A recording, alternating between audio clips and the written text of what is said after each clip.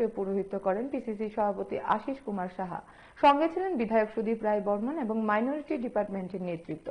বৈঠকে মাইনরিটি ডিপার্টমেন্টের বর্তমান অবস্থা ও আগামী দিনের কর্মসূচি নিয়ে আলোচনা হয়। সংবিধান রক্ষার পাশাপাশি বিভিন্ন জায়গায় হিংসাত্মক ঘটনা বন্ধ করতে সকলকে এগিয়ে আসার আহ্বান জানিয়েছেন সুদীপ রায় বর্মন।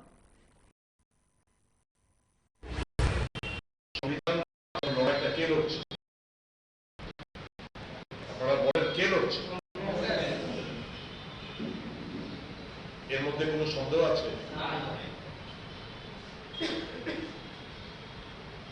আমরা কোনো বিশেষ কোনো ধর্মের লোকদের আমরা দূষণ করতে রাজি না।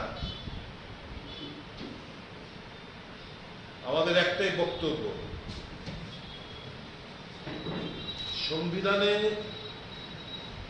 যা লেখা আছে সেটাকে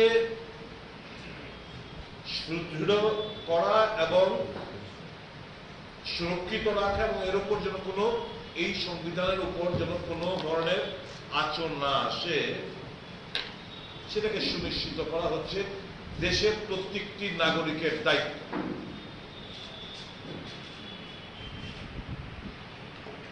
এই যে সংবিধান, এই যে কথা বলছি আমরা মত বিনিময় করছি, এই সংবিধান প্রদত্ত ক্ষমতা